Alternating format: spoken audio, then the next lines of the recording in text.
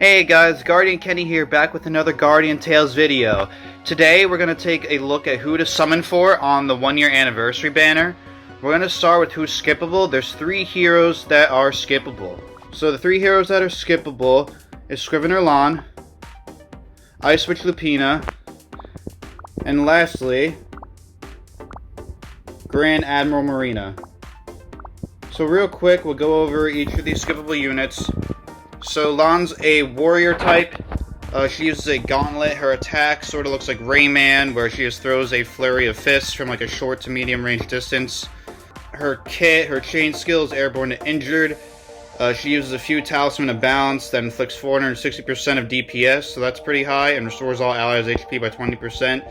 So, you know, not a bad chain skill. And also, her special ability is Food of Resurrection. It restores HP by 20% of damaged allies with HP lower than 50%. Food of Resurrection can be activated once every 30 seconds. So that's sort of like a survivability support kind of trait there. And her party buff is plus 40% HP, so all around useful. But unfortunately, she's not a very good unit. Take a look at Lahn's X real quick. Honestly, it doesn't do too much except decrease melee defense by 20% for 5 seconds. And activates once every second. So, a slight decrease in melee defense. And other than that, it does some decently high damage, high crit hit chance. So yeah, so that's Lahn in a nutshell. If I were to give Lahn a rating, I would only give her an A. She's really not that good and definitely skippable. Let's go over Ice Witch Lupina.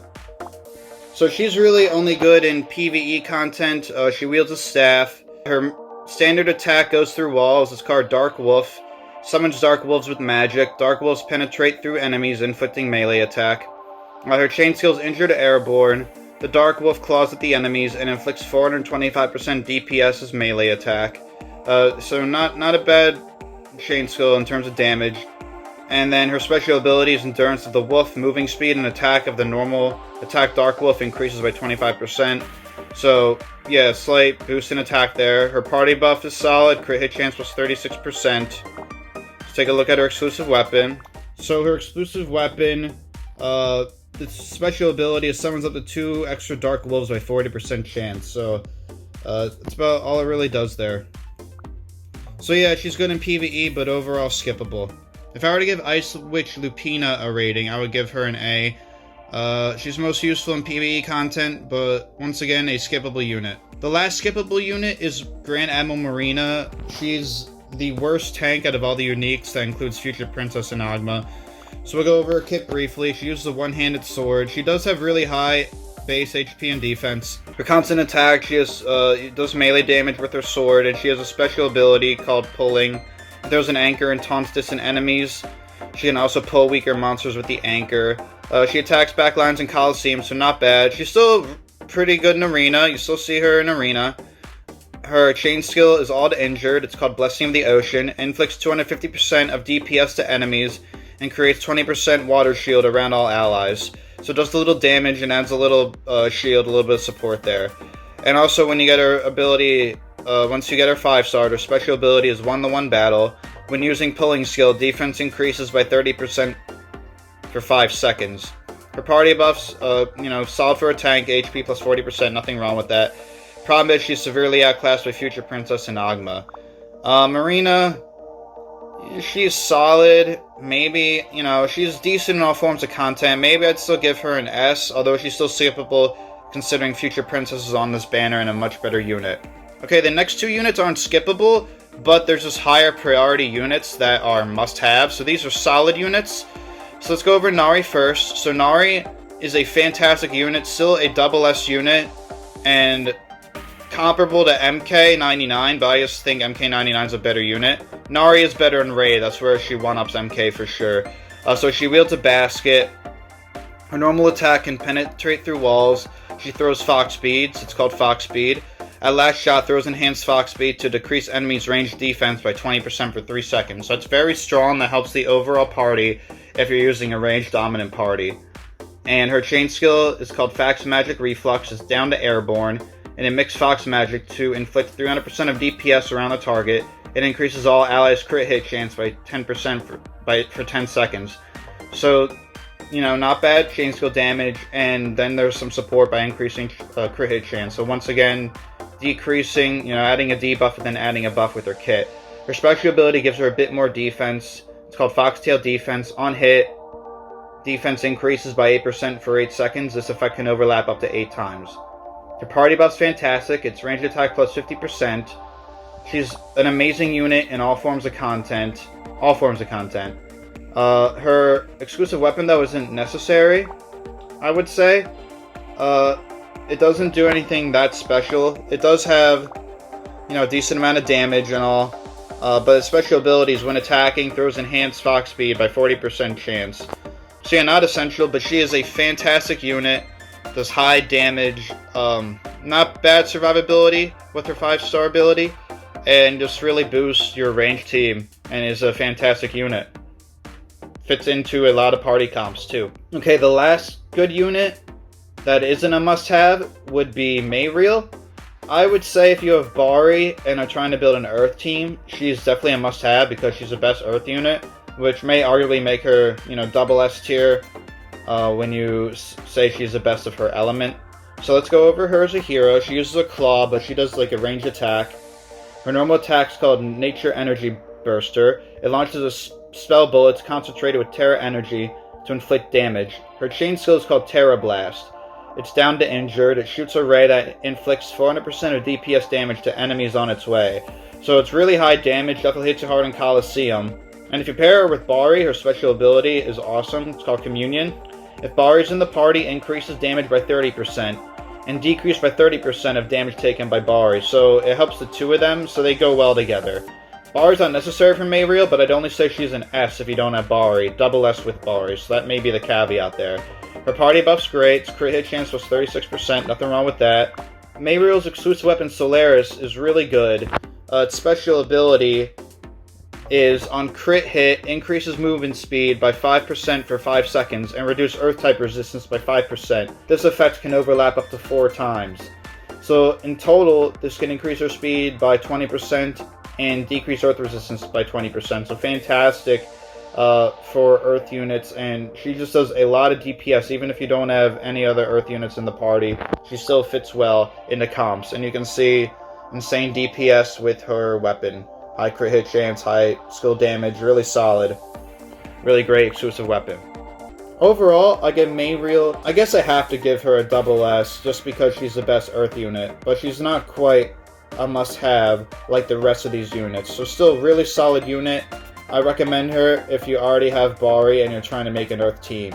Okay, now we're going to go over the must-have units. I would rank all these units double S tier. Let's go over Lilith now. So, Lilith uses a claw, and her attack's pretty cool. It's melee, but it's like a ranged attack, has some range, so she can kind of kite in a sense. And she also has a mark, it's called Darkness Spike. Drops dark matter on enemies to inflict damage. On hit, marks enemies with the Dark Demon Queen's emblem, reducing defense for 6 seconds. And that pairs with her chain skill. If an enemy is marked with the Demon Queen's emblem, it restores HP of all allies by 20%, so that's really great. And her chain skill does 390% DPS, so really great chain skill. Her special ability is Demolition. This is when using Darkness Spike, increases attack by 20% for 6 seconds, and inflicts additional 100% of DPS on hit. Her party buff is fantastic, it's melee attack plus 50%. Let's take a look at her weapon, because that really helps her out too. So Demon Claw's special ability, it activates a protection effect, which reduces damage taken by 20%. It reduces skill regen time of Darkness Spike to 5 seconds, and defensive reduction of enemies increases to 20%. This is an overall debuff. It's fantastic, it boosts her mark ability, which really ties in to the rest of her kit. So Lilith is one of the best melee units. I think she's slightly better than Beth when it comes to dark units, when it comes to melee. And she's a fantastic raid unit, great in Erina, somewhat viable in Colosseum, fantastic in PvP. She helped me clear World 11 on my alternate account. I used her and Future Princess to clear World 11, back when you were only allowed 1 revive. So she's great. Okay, next on the list we have the support unit Noxia. she's like a Suedo tank. I love Noxia. She's double S tier, in my opinion. She's great meta in Colosseum, in Erina. Her tank is a distraction for enemies in both Colosseum and Erina. Sometimes they auto-target Dark Spirit, and it takes away damage from her. And she also has an ability that restores HP, so pretty fantastic. She wields a basket.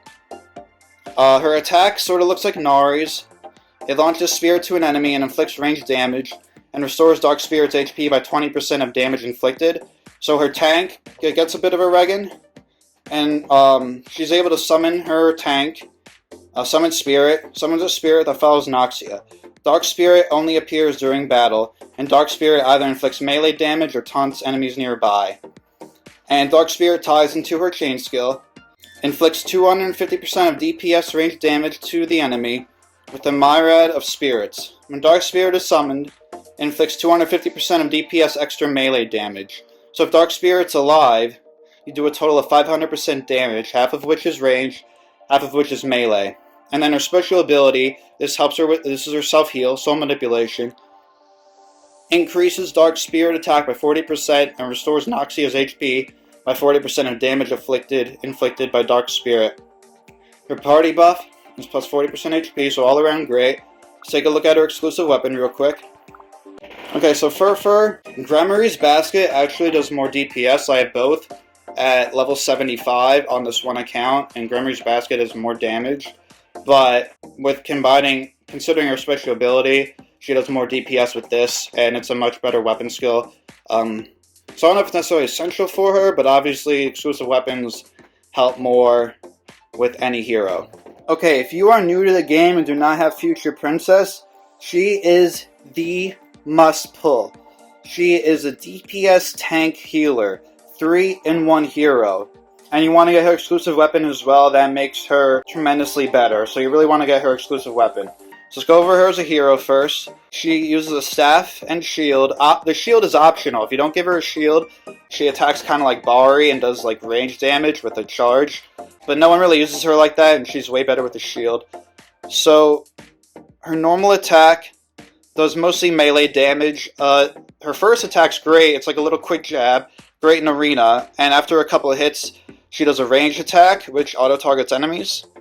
And she also has a taunt, Dimension Shield. Taunts nearby enemies and increases nearby allies' defense by 30% by 5 seconds. Her chain skill is purely defensive. It creates a barrier for all allies that negates the damage of 3 hits from enemies for 20 seconds and restores HP by 10%. And her special ability really helps her in PvE content in Arena. Time Acceleration. On hit, increases movement speed, weapon skill regen speed, Dimension Breaker's attacking speed by 20% by 2 seconds. So it also helps her damage too by increasing the attack speed. Her party buff is plus 40% HP, so that's good. Okay, let's take a look at Liberator. You need Liberator for Future Princess, so if you don't get the summons, you should mileage for it. So let's highlight at first on the far right her her weapon skill. Tempest of Time and Space. Yeah, it has a long regen time of 13.5 seconds, but it only takes 1 to chain in Colosseum or Arena to activate your chain skill. 1 of these instead of 2 of most other weapon skills. And it creates a giant Tempest of Time and Space. Puts enemies in an injured state. Okay, and so this is what gives Future Princess a consistent heal as well. So the special ability is on hit, inflicts 30% of DPS by 30% chance, restores all allies' HP by 2%. It's just an extremely powerful weapon, and it makes Future Princess OP. Future Princess is elite and meta in all forms of content except for Raid. She's not ideal for Raid, as her party buff is HP plus 40%, and yes, she does a decent amount of damage, but only really when you use her as lead, and not as much as other units like MK99 or Gabriel, or, other light units in that category like Eleanor. Let's go over the last unit, who is double S tier, and in my opinion, the best range unit. That is Android MK99. A fantastic unit, so let's go over her. So, she's a light unit, she uses a rifle. She pairs well with Future Princess and Gabriel. In Colosseum, you see Future Princess, MK99, Gabriel, and Noxia as a combo, and you see MK99 a decent amount still, even with the appearance of Sohee, who counters her well. But anyway, let's go over her. So she has 2 types of attack modes. The first is Beam Magnum. It fires multiple energy beams in rapid succession, and she can move while firing this. And the second one is Beam Cannon. It fires an energy beam that penetrates the enemy. This one takes a bit of time to charge, but it does an insane amount of damage. In Erina, you can see her take out enemies in 2 hits. It's pretty crazy. Her chain skill does an insane amount of damage. It cuts through an enemy with a light blade to inflict melee damage of 525%. So yes, it's melee damage, but in a sense it's good, in case there's immunity in Camazone and the like, to mix up her range of melee damage. And it's so much DPS, it doesn't really matter. Her special ability is Tactical Command. Her damage increases by 25% when there are no enemies within 3 tiles, and she takes 25% less damage when enemies are within those number of tiles. So no matter what, she's getting a buff. So if enemies are far away, she gets an offensive buff, and if they're closing in on her and attacking her, she gets a defensive buff. So it makes sense, and definitely nothing wrong with that at all. Her party buff is fantastic, arguably the best in the game. Range attack plus 50%. Let's go over MK99's weapon. Its special ability is the explosion range and the damage of Beam Magnum increases by 25%. So that's her first attack. And with her second attack, the size and the damage of Beam Cannon's energy bomb increases by 25%. So it gives it a bit more AoE. And the weapon skill is pretty decent too. It's not bad at all. So, might not necessarily be essential, but it definitely does way more damage than other rifles in the category. So MK99 is fantastic in all forms of content. I'd probably give her a double S tier in every form of content, except maybe PvE, where she might be an S, where Nari is probably double S. In Raid, she's not as good as Nari, so maybe she's an S in Raid, but she's still fantastic. Probably the second best range unit for Raid besides Nari. Garam's up there as well. Okay guys, so I hope that helps you decide who to summon for. So if you're brand new to the game, Future Princess is a must summon. Lilith is a close second besides Future Princess. She's basically the Dark Future Princess, the Dark Element Future Princess. Now if you're looking for a ranged unit, you can't go wrong between Nari and MK99. If you're building an Earth team, Mayriel is fantastic. And lastly, if you're looking for a unit great in all forms of content, except maybe Raid, where she's only an S, there's Noxia, who is meta up there with Future Princess. So guys, if you liked the video, please like, comment, and subscribe for frequent Guardian Tales content. This is Guardian Kenny, and I'll see you in the next one. Peace!